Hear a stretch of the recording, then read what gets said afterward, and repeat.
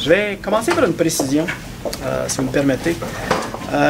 Précision sur le budget 2015. Le budget 2015 de la STO, c'est 133 millions. Je veux faire comprendre que de ce budget-là, tout n'était pas ciblé dans l'exercice de rationalisation des dépenses, je vais appeler ça comme ça.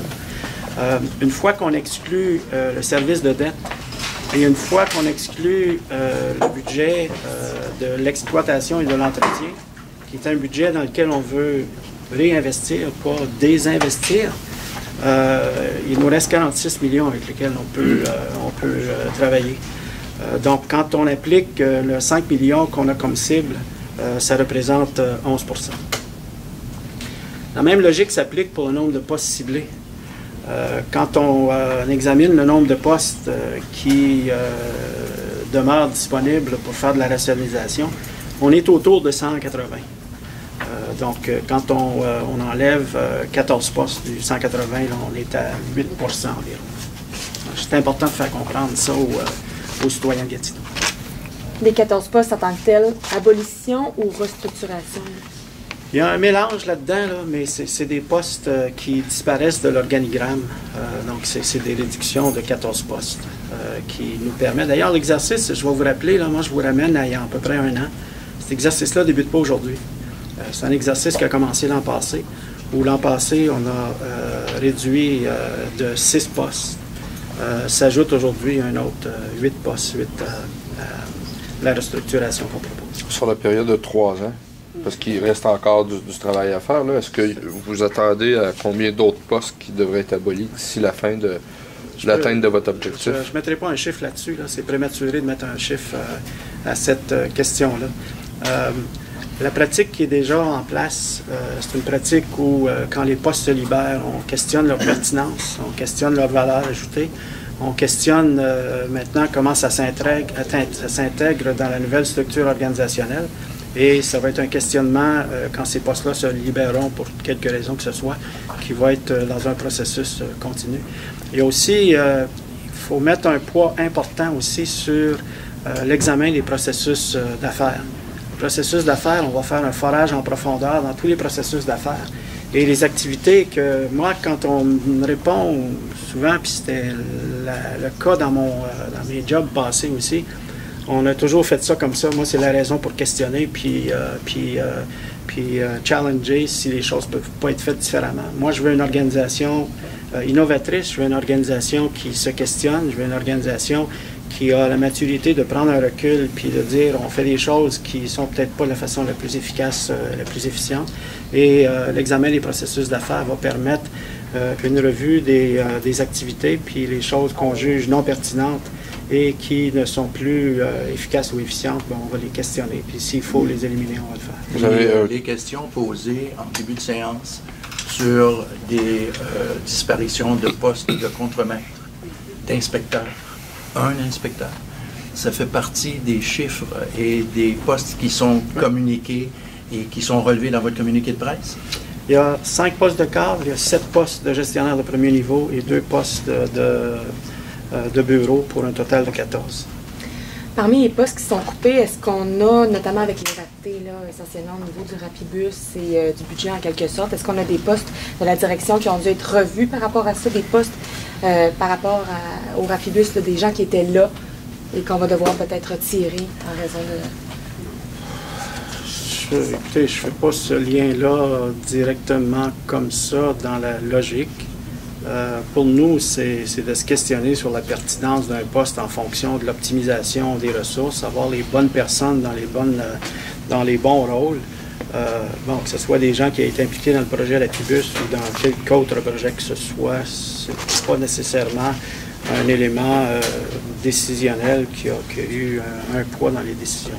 Vous avez un taux d'encadrement de 21 %. C'est nettement plus élevé que les autres sociétés de transport. C'est ce qui est écrit dans votre taux d'encadrement de 21 %. Est-ce que vous voulez réduire à 17 % comme les autres sociétés? Bien, l'objectif, c'est de s'assurer qu'on a le bon nombre pour la grosseur de l'organisation puis la clientèle qu'on a à servir. Est-ce que nous, on doit être exactement au pourcentage des autres organisations, des autres sociétés de transport? Et l'échelonnage, ça a ses limites. Là. Il faut savoir tenir compte des circonstances particulières de l'organisation. Ça va être révisé, puis on va prendre les décisions qu'on a à prendre sur le nombre adéquat. Donc, il y a un examen de ça qui doit être fait également. Ça, c'est un premier jalon dans ce sens-là. Vous permettez une petite précision, c'est tout encadrement et administratif, le 21 c'est pas juste l'encadrement. C'est l'ensemble. C'est pas juste des cadres. Non, c'est ça. Et administratif. Encadrement Okay. et administratif. Merci de la précision, madame. Mais c'est comparativement à 17 pour C'est les... 18, Ouais, OK, c'est bon. Ouais, Ça marche. c'est de 2 à 4 là, selon la perspective de différence. En moyenne. Il y a eu certaines craintes aussi au niveau des syndicats. Là. Vous voulez notamment, vous l'avez précisé, améliorer là, les relations, notamment patronales. Oui, puis c'est un souhait qui est exprimé des deux parties. Là. C'est pas une question du syndicat, eux et nous. Là. On est des partenaires là-dedans. On veut que ça marche mieux. Puis si ça marche mieux, nos circuits vont être performants, nos employés vont être heureux, l'organisation va être juste meilleure. C'est un souhait qui est partagé des deux parties. Maintenant, dans le comment, on a à continuer à travailler ça. Tu sais, moi, quand les employés et les syndicats me disent que bon, les rôles ne sont pas clairs, bien, ça m'interpelle. On va se pencher là-dessus. On va vouloir impliquer les syndicats, on va pouvoir impliquer les employés. Tantôt, on a partagé un chiffre qui n'est pas non significatif. Là. Il y a 60% des employés qui ont saisi l'occasion de participer à l'exercice du diagnostic organisationnel. C'est significatif.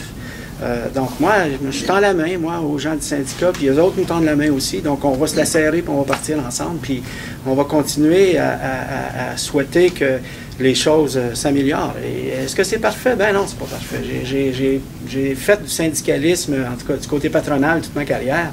Et des tensions, il y en a dans tous les environnements professionnels. Ce qu'il y a aussi, c'est la bonne foi des gens, des solutionnés, puis cette bonne foi-là existe ici des deux parties. Là. Vous avez un taux d'activité... En fait, le 16% des coûts de la STO, c'est des activités administratives et corporatives. Est-ce que c'est encore trop élevé à votre avis, ça? Je ne peux pas répondre de façon anecdotique comme ça avant qu'on fasse le travail. Mais ça vient pas d'être fait avec le processus, là, puis tout ça, là. Il me semble que ça vient d'être fait. Oui, ça vient d'être fait. Le diagnostic nous pointe vers des enjeux à régler. Est-ce que ça, c'en est un enjeu, 16%? Ben, c'est un enjeu dans la mesure où on est au-delà des pourcentages qui existent ailleurs. On entend souvent là, que des taux de pourcentage acceptables dans ce qu'on appelle, c'est un anglicisme, permettez-moi le overhead, les frais d'administration. On entend souvent le chiffre de 15 OK? Maintenant, je suis prudent, moi, avec ces comparaisons-là, parce qu'il n'y a pas une organisation pareille. C'est un guide, c'est une référence. Puis là, il faut faire, on l'a dit tantôt, là, il y a 6 priorités. Puis une des priorités, c'est toute la question de la planification qui vient avec l'organisation des rôles et des responsabilités et s'assurer que ça soit plus clair. Donc, une fois que ça va être fait, si le portrait qui découle de nos analyses et le forage plus en profondeur, aujourd'hui, ce qu'on vient de vous annoncer, c'est pas en fin d'un exercice, là, je vous dirais que c'est le début d'un exercice. Donc, ces devoirs-là vont être faits, puis on prendra des décisions plus pointues pour les autres tranches de l'organisation qui relèvent de la tranche de premier niveau qu'on vous a présentée tantôt. Jusqu'à quel point les coupes de Québec qui vont se poursuivre vont compliquer votre vie pour mettre ceci en application? Ah, écoutez, assurez-vous d'une chose, notre vie est déjà compliquée. Moi, quand le gouvernement a annoncé, là, juste 24 heures ou 48 heures avant la présentation de notre budget, qui nous enlevait la ristourne sur la taxe de vente, il n'y a rien, il n'y a pas de bonnes nouvelles dans ça. Puis ça, c'est pas des bonnes nouvelles pour la STO, c'est pas des bonnes nouvelles pour mes collègues du syndicat, puis c'est pas des bonnes nouvelles pour les usagers. Je souhaite que le gouvernement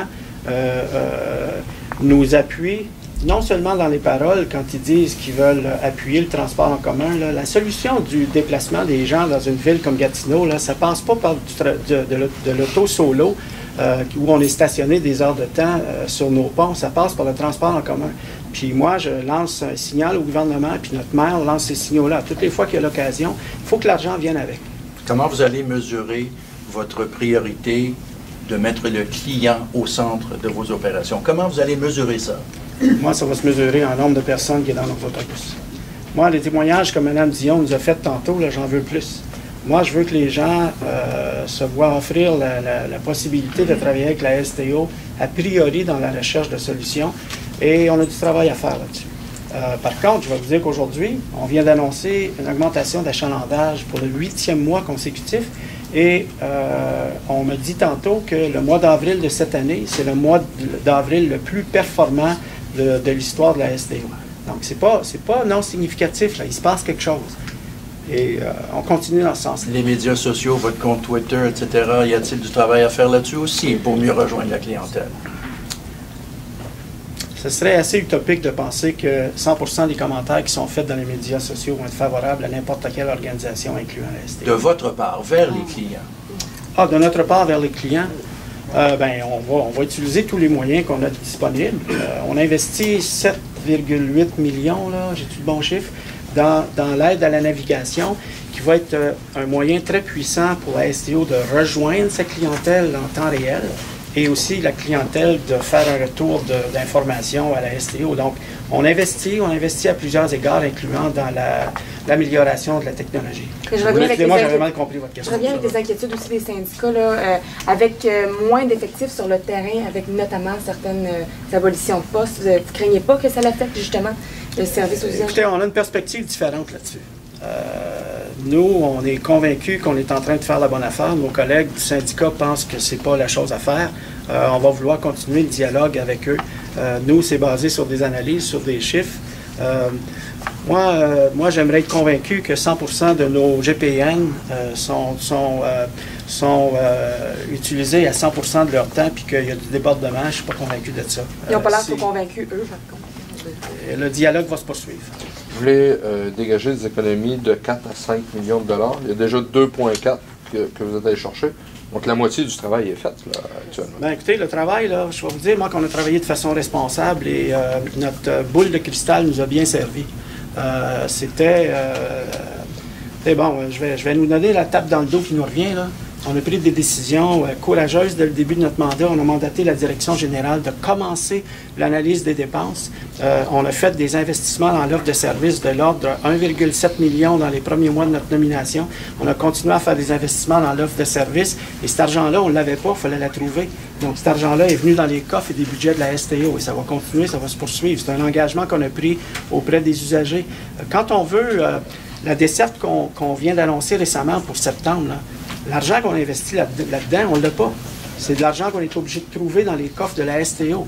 Et qu'est-ce qui nous permet de faire ça? C'est l'exercice de diagnostic organisationnel qu'on ne commence pas aujourd'hui, qu'on avait commencé il y a environ 1 an et qui porte fruit parce qu'on réinvestit dans l'offre de service. On tient notre engagement sur le diagnostic organisationnel. Donc, le 2,4 millions est déjà dans les autobus, est déjà dans vos services. Il y en a une grande partie, je vous dirais, j'ai le goût de dire la totalité, là, mais en tout cas, on pourra vérifier avec Mme Dufault l'ordre de grandeur, mais je vous dirais que ça a été réinvesti dans l'offre de service. Fait que juste pour clarifier, c'est entre 4 et 5 millions, mais il y a déjà 2 qui est parti, fait qu'il reste un autre 2-3 millions. Il reste du travail à faire pour aller chercher le montant. J'ai les chiffres ici devant moi, mais on se donne 3 ans.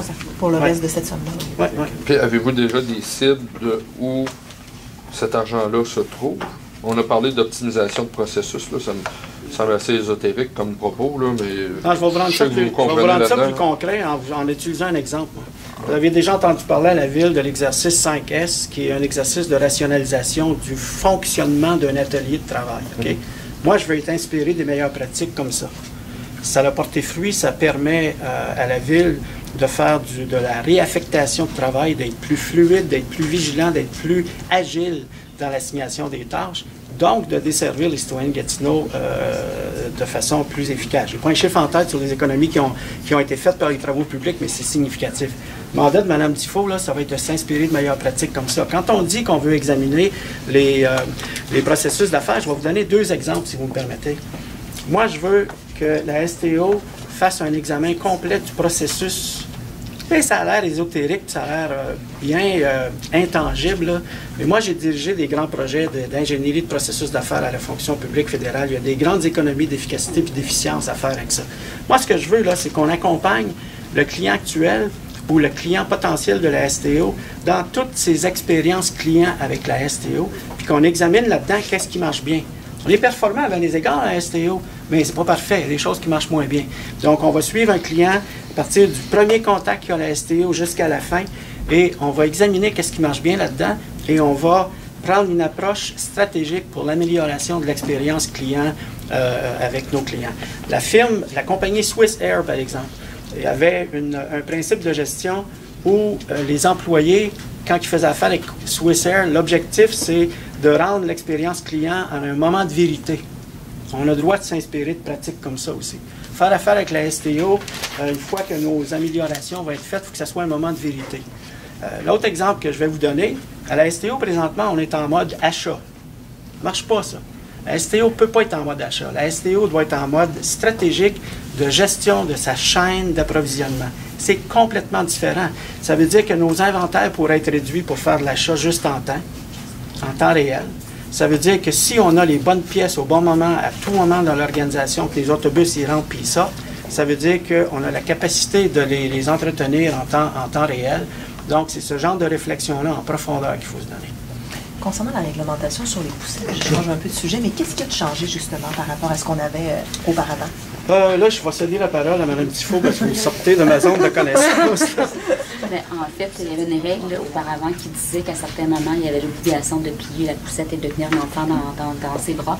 Donc, c'est une règle qu'on a enlevée du règlement. Dans tous les cas, quand on est en mesure de positionner la poussette à l'intérieur de l'autobus et de la laisser ouverte, en autant qu'il y a une libre circulation des usagers et qu'on assure la sécurité, c'est possible de le faire. Et là, c'est adopté aujourd'hui, c'est ça? En fait, nous, on a fait l'adoption, mais ça doit être soumis à la Ville parce que notre règlement, comme tel, doit être entériné par la Ville. Donc, il va devenir effectif dès qu'il sera autorisé par la Ville. Entre-temps, nous, on émet quand même des directives à nos chauffeurs pour leur demander d'appliquer la nouvelle règle qui va s'appliquer. On a aussi amené un élément qui donne plus de flexibilité aux gens qui sont en fauteuil roulant par la même occasion. J'ai une dernière question pour vous, M. Carpentier.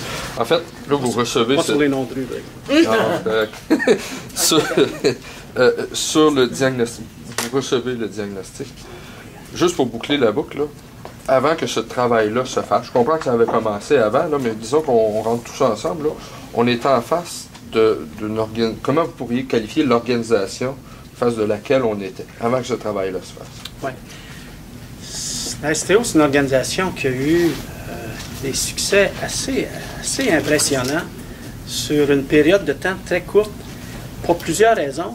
Parce que l'Outaouais est une des seules régions au Québec où il y a autant de croissance de sa population.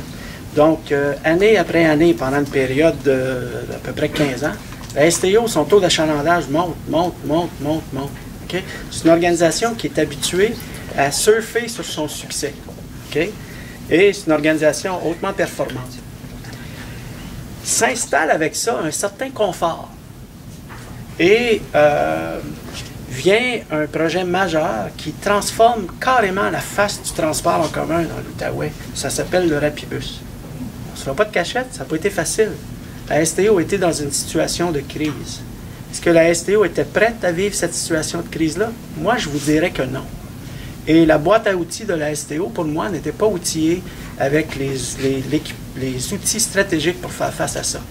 Là, maintenant, on a le diagnostic organisationnel sur lequel on peut bâtir. On a un plan de 3 ans.